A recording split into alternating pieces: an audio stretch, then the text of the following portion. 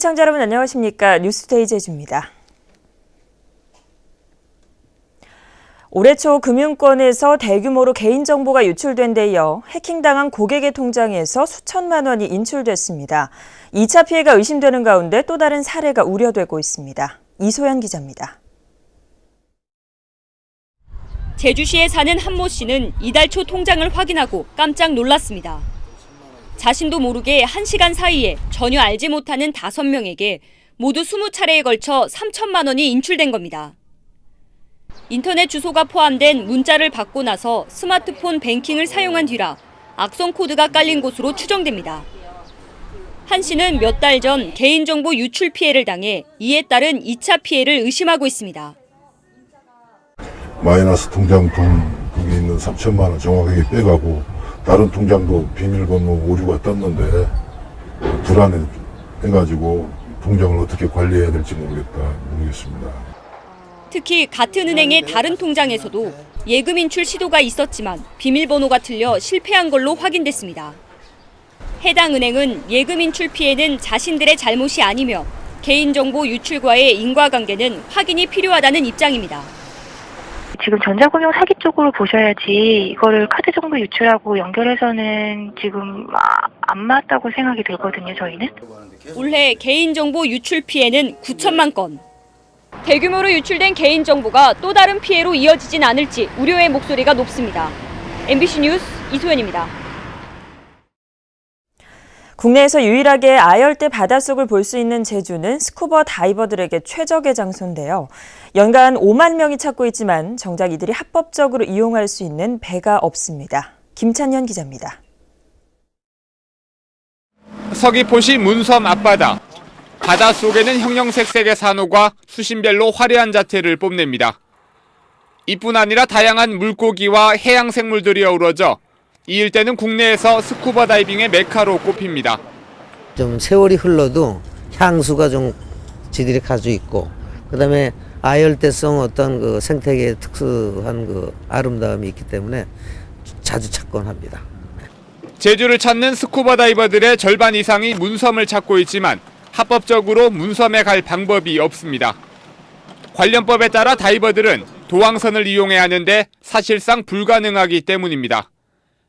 업체들은 그동안 낚싯배나 고무보트를 이용해왔는데 해경이 이를 불법이라며 단속을 강화하자 업계에서는 현실을 무시한 처사라며 반발하고 있습니다. 대부분의 다이버들이 초보자이기 때문에 문섬이라는 곳에 들어가서 다이빙을 좀 해야 되는데 섬으로 이동할 수 있는 선박편이 없습니다, 전혀. 제주도는 다이버들이 낚시배를 이용할 수 있도록 한 제주특별법 개정안이 국회에서 통과될 때까지는 별도리가 없다는 입장입니다. 현행 규정상은 불가능합니다. 그래서 지금 제주도 차원에서는 제5단계 특별법 제도 개선 과제로 지금 현재 제출이 되어 있고 8월 중에는 이렇게 제도 개선이 될 걸로 생각을 하고 있습니다. 한 해 제주를 찾는 다이버들은 5만 명. 현실과 동떨어진 법 규정 때문에 다이버들은 발길을 돌리고 관련 업계는 고사 위기를 맞고 있습니다. MBC 뉴스 김찬현입니다. 전교조 법외 노조 판결에 따라 새 교육감 취임 이후 교육부와 교육청의 갈등이 예상됩니다. 교육부는 제주도 교육청에 공문을 보내 전임자 복귀 명령과 사무실 퇴거 조치를 시행하고 단체 교섭에 응하지 말라고 지시했습니다. 그러나 제주도 교육청은 복귀 명령 등 후속 조치의 권한은 교육감에게 있기 때문에 다음 달 1일 새 교육감 취임 이후 방침을 정할 계획입니다. 하지만 교육부가 정한 전임자 복귀 시한이 다음 달 3일이어서 다음 주 전국 시도교육청 교육국장 회의에서 공동 대응 방안을 모색할 계획입니다. 한편 민주노총 제주본부와 정의당은 각각 성명을 통해 전교조에 대한 법원의 법외 노조 판결은 교육 현장을 장악하려는 정부의 의도가 깔린 게 명백하다고 주장했습니다.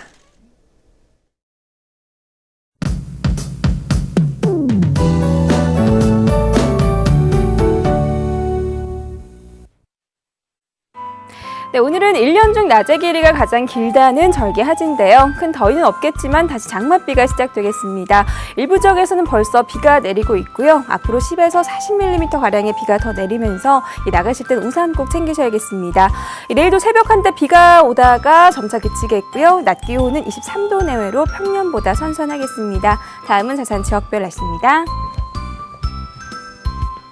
네, 오늘은 종일 비 소식이 있는 가운데 북부 지역의 현재 기온은 어제 같은 시각보다 3도가량 올라 있고요. 낮에는 기온이 어제보다 2도가량 낮겠습니다.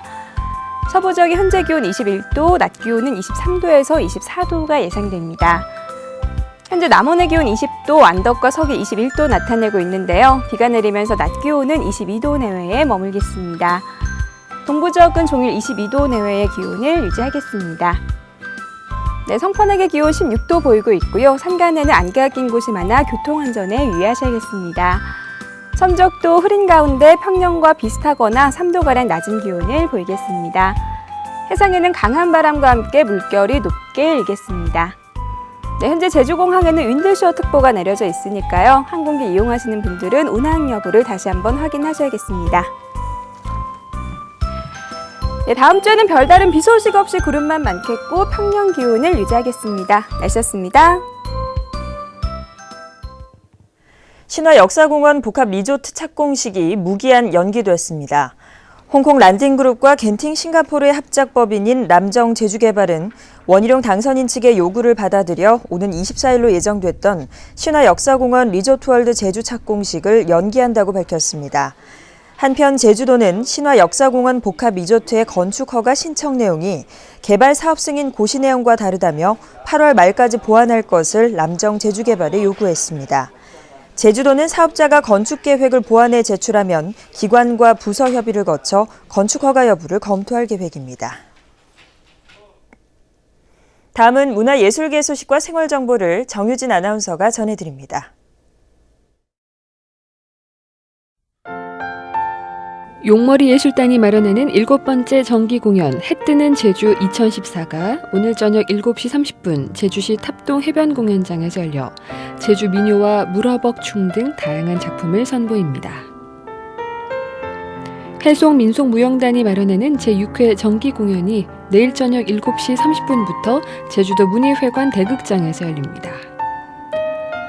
제주지방기상청은 29일까지 제주항 연안여객터미널에서 두 번째 기상기후 사진전을 마련하고 올해 기상청 사진공모 입상작 40점을 선보입니다.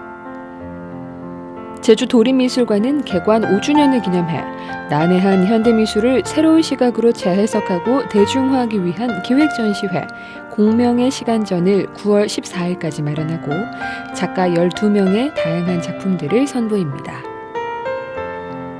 제주 중장년 일자리 희망센터에서는 24일 오후 2시 제주 상록회관에서 중장년층을 위한 재취업 특강을 마련하고 문병인 인천시 고용복지 나눔협회장이 성공적인 미래를 위한 직업 설계를 주제로 강연합니다.